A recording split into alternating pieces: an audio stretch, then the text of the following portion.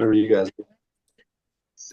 What's up, everybody? Welcome back to our third FSU lacrosse discussion. We are here with once again with Coach Jonas and a former FSU All-Star, a former coach, a former player, and one of the finest men in FSU lacrosse, Darby Brower. We're here. We're going to talk a little bit about the season. We're going to talk about the upcoming game this Friday, and we're gonna talk about some of the good things that happened this season, some of the things that are gonna come up, and give you some information. Hopefully, we can get some good crowds at the game. So let's first start.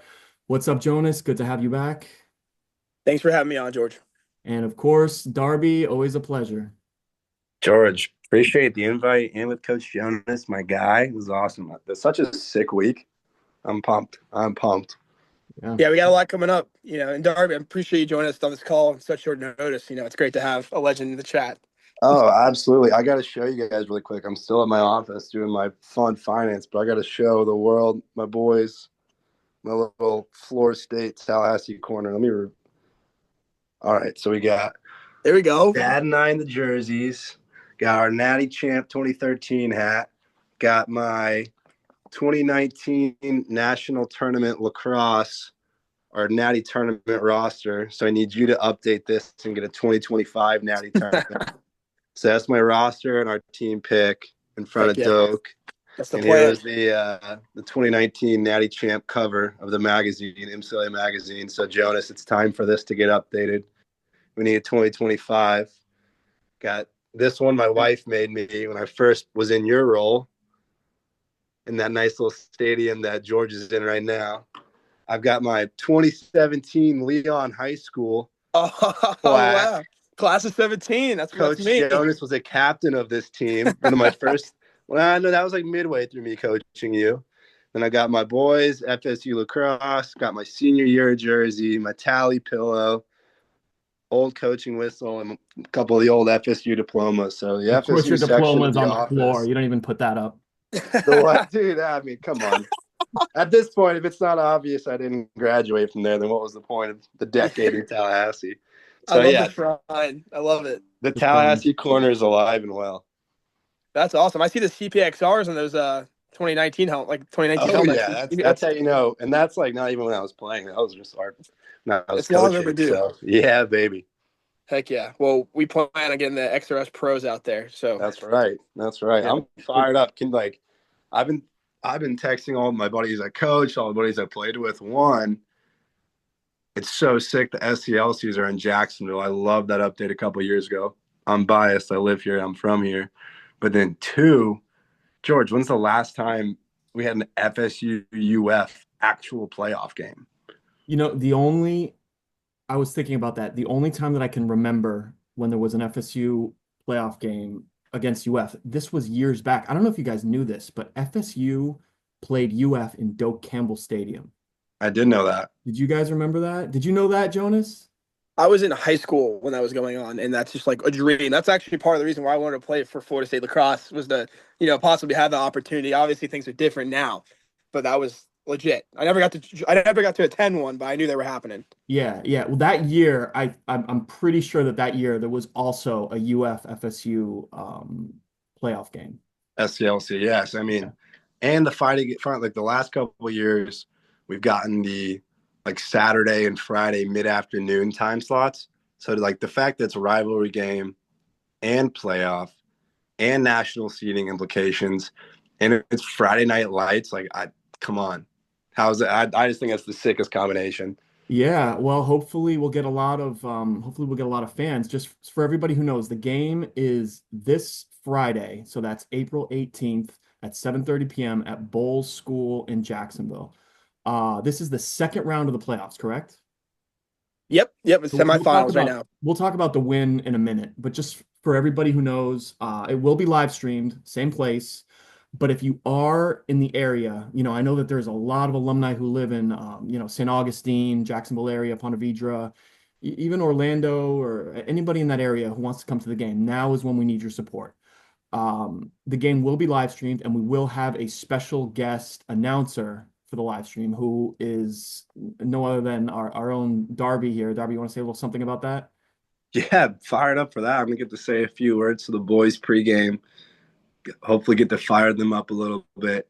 And then I'm going to keep that train going. And Coach Jonas asked me to run the live stream. I've called a couple JU lacrosse games on ESPN Plus, so hopefully can use a little bit of that experience for the stream, get the chat fired up. I know a lot of Jonas's old teammates are rowdy in the chat, so I know I'll have access to that and get the voice fired up, have a little fun with it. And then I've got a couple special guests who are going to be at the game with me. Sean Neary, former FSU alumni player, and he was a coach when I played, and he's a Tallahassee OG as well. Sean's going to run the stream with me. We're going to interview Stavros Neokleos, the FAU head coach, who's also going to be in the playoffs, and he was a teammate of Jonas and played for me as an FSU alumni. So we're going to give him a little shout out. He's going to get some time on the air. And then hopefully we're going to slide in a good friend and current PLL pro and Bulls coach, Matt Rambo, on the stream as well. And we'll see if we'll trickle in another one or two fun alumni along the way. But going to be a fun stream, going to be an epic game, and I'll do my best to color commentate. It's going to be the most biased commentating you've ever heard in your life, but I think it's about time for that. I mean, they have an SCLC stream. That's why we're doing our own. If you don't want to hear bias, don't join our stream. That's how it right. goes. Are they also doing an SCLC stream? Are there going to be two streams going on at the same time? There's going to be two streams, and we've had that situation before. Well, last time we went down and played in the swamp, they had their stream going on. We kind of had our stream, so it was battle of the streams going, and they have a good production down there as well. But honestly, I think the quality of our actual camera and our speakers is way above many people in the MCLA. If it's like top 3 in my opinion. I have a question. Link the same? Is it on the same YouTube page? Everything's the same? Same. Just straightforward, same. It'll be, say, FSU, UF, and then I'll just have playoffs under. So you'll super easy to navigate. You just type in FSU lacrosse on YouTube, and it's up. Great. All right, so let's talk about how we got here. We had our first round. We had a great game against Georgia, which we won. You must have been happy about that. Why don't you walk us through that one a little bit? Yeah. So I mean, last time we talked, we had some ups and downs. That was right before UVU, and we've had some big wins since then, and we've had some big losses. The 2 reasonable losses that we had were Florida and UVU. Granted, the margin was not reasonable, and that's not the standard that I want. The unreasonable loss we have is Auburn, and we talked about it as a team. They're a super well coached team, very well talented. Personally, I think we had more talent, but they scouted the crap out of us, and they got a good win over us. But besides that, we've had some close games against Arizona, Minnesota. But right now, Georgia, that was the big dog to beat. That was win or go home. And going into that game, really our circumstances weren't great. It was a Friday night. It's a Friday game at 5 p.m. for playoffs. It was a work day, school day. It just kind of the way the cookie crumbled. Any game after spring break with this team is a bad game. Yeah, and especially because we had a plan for that week. Playoffs don't really get set until after the week prior especially for the SCLC. So we have to kind of start scrambling to figure out the Georgia game. Actually, some adversity that not a lot of people know is for that Friday. It's Grad Bash in Tallahassee, and so we couldn't pin down a bus. And we tried and tried and tried. We couldn't. Game was scheduled for 5 p.m. anyways. We couldn't change it. And we ended up having to drive separately. Everyone drove separately for a 5 p.m. game on a Friday. Throwback move, man. That's what we used to do back in the day. Yeah, that's not something we're necessarily used to. Granted, we did it more this season than other seasons. It's something I kind of want to stray. I don't want to do often. I want to keep the boys together just for, camaraderie reasons, like on the way back, but also safety reasons. I don't like guys, all the bees kind of floating to the hive. I'd rather just have, a moving vessel. But we all drove separately, but we came out hot, and in the past, our offense, when they score, we win. It just seems like the games that we've lost, it's a low-scoring game on our offensive side. And that's not just our offensive producing; it's us getting the ball to offense. Whether that's a face-off problem, whether that's the defense, not being able to clear it. When we score, we win. And the only time that we saw that not happen was against UF. That was a pretty high-scoring game for both teams, and it turned into a shootout, which is kind of something we're used to. It's something we want. But they came on top last time we played them, but it's hard to beat the same team twice. Granted, we did that to Georgia. We just hope we want to change that narrative against Florida. Yeah, they came out hot that last game. So you guys think you're ready? You guys think you're ready for FSU? I'm sorry, UF round 2? We're game plans changed. Definitely some X's and O's we had to change up. We have some stuff in our back pocket that I'm not going to obviously reveal on the call. Granted, I don't think anyone in our alumni chats or Facebook chats are going to send it out, but I'd rather keep it a surprise. We have some stuff we're changing. and that's personnel, and that's just overall game plan, and we're going to try to match that. But at the end of the day, it's not a question of skill for this game. They're a very highly skilled team, so are we. It's really going to be a battle of the 30 and the 30, and it's going to really be just a dogfight. It's going to be ground balls. It's going to be the clear. How hard are they going to work on the ride? How hard are we going to work on the ride? That's the stuff that's going to come into play. We know their offense can score. So can ours. All right. They have a solid defense, solid goalie. So do we. So really, it's going to come down to who's going to fight harder. And Georgia, they're a team they're a very momentum-based team. I mean, they call them the dogs for a reason. They're really good at the scraps. I think our offense is just so high powered, their defense couldn't run with us. And our defense really, once our goalie Sayre got into his flow, our defense followed suit after that, and they couldn't score on us that second half. First half, it was a little scary. We're 9-9 at half against Georgia. Things are a little shaky. The team didn't change their resolve. Sometimes you kind of get a little bit discouraged, when they're scoring. It's a high-scoring half. But the defense locked in the second half, and offense just kept doing their thing. And, defense let up 6. Not great, but not awful either. And then offense, they went and scored 12 goals that second half. So it was cool to see. It was great. It was great to be a part of. And it's just kind of nice because going in that Georgia game, we're still not, at our full strength, but I'm thinking on Friday we'll have hopefully everyone back because we've been dealing with a lot of injuries this week. Or not this week, this whole season. So who should we keep an eye out for on Friday? Who's the player to watch? Honestly, someone that's long overdue for a breakout game is Sayre, our goalie. Sayre, he's had some brilliant games this season. 19 saves against Michigan State, 19 saves against Georgia the first time around. He got 16 saves this last game against Georgia. If Sayre has a breakout game and these guys can't put easy ones in, it's going to be a hard time to be a Gator. And the defense and the team feeds off of that. So I think we're contingent not only at the face-off X, we're going to try different things, but if Sayre, stands on his head, which we know what he's capable of. Sayre he shows moments, he's been a starting goalie since he was a freshman. He's a senior now. And he can be dominant. He has those moments of greatness. And I think this is one of those games. It's a breakout game, and eyes are on him. No pressure, Sayre. I know if you watch this, we got plenty of other guys that need to step up too, but I'm expecting something great from this guy on Friday. And what about the other side? So if you guys win this game, who does it look like you'll play? That would be for the championship. So South Carolina and Georgia Tech play before our game on Friday, and they play at 5 p.m. Eastern. And so their game will be streamed too. I'm going to get the boys out to go watch it just so we can see our competition. Is it at the same place? Same place, same place, same field, everything. Yep, same stands. And so South Carolina, Georgia Tech, we know what they're going to get. Like at the very beginning of the season, we knew they were going to be pretty consistent.